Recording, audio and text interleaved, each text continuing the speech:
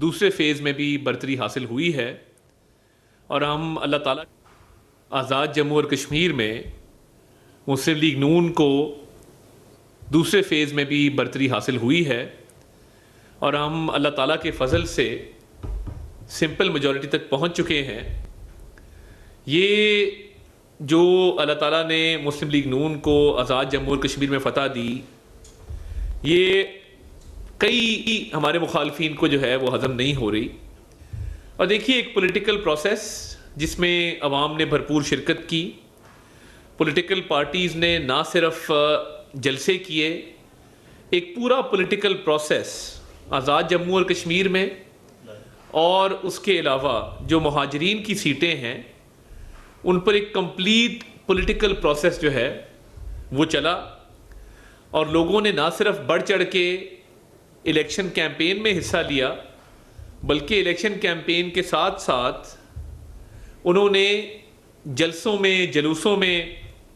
Corner meetings میں بہت اچھا کردار ادا کرتے ہوئے الیکشن پروسیس کا وہ حصہ بنے۔ اور ہم یہ سمجھتے ہیں کہ جس طریقے سے وزیر اعظم شہباز شریف صاحب نے بہت اچھی روایت قائم کی کہ انہوں نے پاکستان پیپلز پارٹی کو گلگت بلتستان کے انتخابات میں کامیابی پر مبارکباد دی اور سب سے پہلے مبارکباد دی، تو میں یہ سمجھتا ہوں کہ یہ تھوڑی برداشت کا، تحمل کا اور رواداری کا مظاہرہ کرنا چاہیے۔ اور جس طریقے سے آج وزیر اطلاعات سندھ اور سینئر منسٹر جناب شرجیل میمن صاحب کی طرف سے بے بنیاد الزامات لگائے گئے، تو میں چند گزارشات ان کی خدمت میں پیش کرنا چاہتا ہوں۔ پہلی بات تو یہ کہ لوگوں نے جو فیصلہ کرنا تھا وہ تعمیر و ترقی پہ کرنا تھا، لوگوں نے جو فیصلہ کرنا تھا وہ اس بنیاد پہ کرنا تھا کہ کون سی سیاسی جماعت نے کشمیر کی عوام کو، کشمیر کو اپنی ترجیحات میں رکھا ہے، کس کا خدمت کا ایک ٹریک ریکارڈ ہے، اور کس سیاسی جماعت نے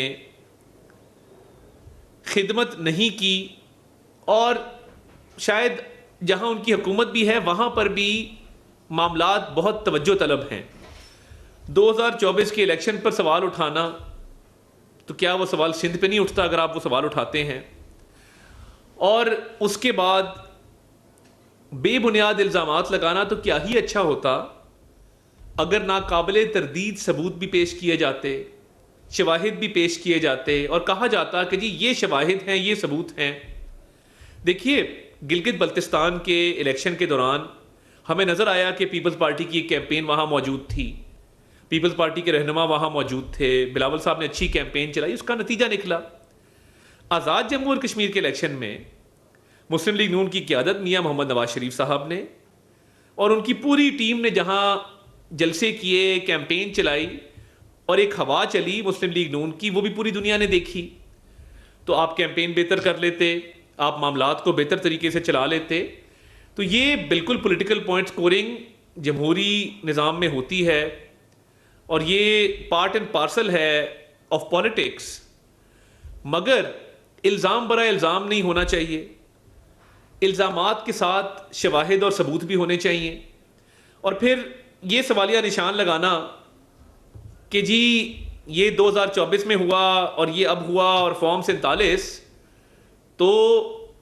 آپ تھوڑا سا ذرا اس پر حوصلہ کریں اور اعلیٰ ظرفی کا مظاہرہ کرتے ہوئے، جس طرح مسلم لیگ نون نے گلگت بلتستان میں آپ کو مبارک دی تھی، آپ مسلم لیگ نون کو مبارکباد دیں۔ دیکھیے، اور میں میرے اپنے حلقے کے اندر جو مہاجر کی سیٹ پہ الیکشن ہو رہا تھا وہاں پہ پیپلز پارٹی کی کوئی پوزیشن نہیں تھی، ان کے ایک سیٹ پہ ان کا کینڈیڈیٹ ہی بہت کمزور تھا،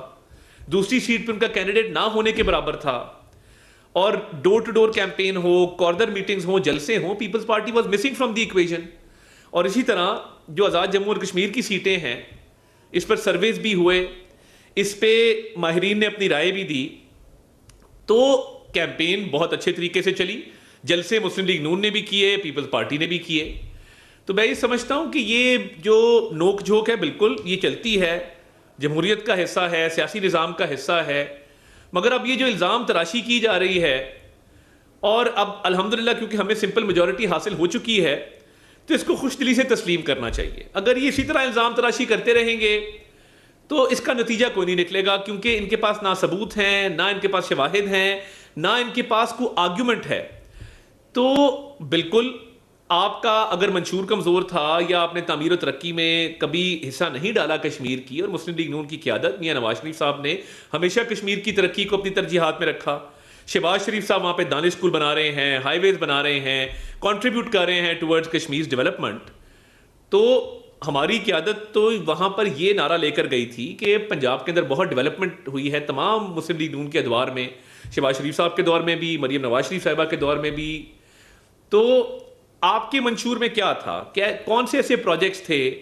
جو آپ نے اپنے صوبے میں اپنی حکومت کے ذریعے ایگزیکیوٹ کیے, جو آپ نے کہا کہ جی یہ تعمیر و ترقی ہم یہاں پر بھی کریں گے؟ تو دیکھیے, یہ عوامی فلاح و بہبود, عوامی خدمت, تعمیر و ترقی, یہ منشور تھا, یہ ہمارا ویژن تھا جس پر لوگوں نے ووٹ دیا. اور الیکشن کیمپین بھی کسی کی سپیریئر ہوتی, کسی کی نہیں ہوتی. تو دیکھیے, جس طرح میں نے تسلیم کیا کہ گلگت بلتستان میں آپ کی اچھی کیمپین تھی اور آپ نے اچھے جلسے بھی کیے, آپ نے اچھی کیمپین بھی چلائی, اس کا نتیجہ نکلا. اسی طرح مسلم لیگ نون کی کیمپین آزاد کشمیر میں بہتر تھی. اور آپ جو الزامات لگا رہے ہیں, آپ کی اپنی ایڈمنسٹریشن ہے, آپ کے اپنے وزیر اعظم ہیں, اور یہ لوگوں کو پتہ ہے کہ کشمیر کے الیکشن میں کیئر ٹیکر سیٹ اپ نہیں ہوتا, سٹنگ پی ایم کے تحت ہی الیکشن ہوتے ہیں, انہی کی ایڈمنسٹریشن ہوتی ہے. تو دیکھیے, آپ اگر اپنے آپ پہ الزام لگا رہے ہیں تو میں اس پہ کہہ کچھ نہیں سکتا. آپ کا وزیر اعظم ہو, آپ کی اپنی حکومت ہو, اور پھر آپ الزام لگائیں اور پھر کہیں 2024 میں بھی یہ ہوا تھا. تو میں یہ سمجھتا ہوں کہ یہ افسوسناک ہے. ان نتائج کو خوش دلی سے تسلیم کریں اور آگے بڑھیں. یہی جمہوری عمل کا تقاضا ہے اور یہی پولیٹیکل پروسیس کے تحت ہوتا ہے. الزام برائے الزام, تنقید برائے تنقید, ثبوتوں کا نہ ہونا اور ایک پولیٹیکل ریٹرک کریٹ کرنا, لوگوں کو پتہ ہے کہ تعمیر و ترقی کس نے کی ہے اور وقت ضائع کس نے کیا ہے. تو آگے بڑھیں اور جمہوری پروسیس کو, سیاسی عمل کو کشمیر میں آگے بڑھائیں. بہت شکریہ.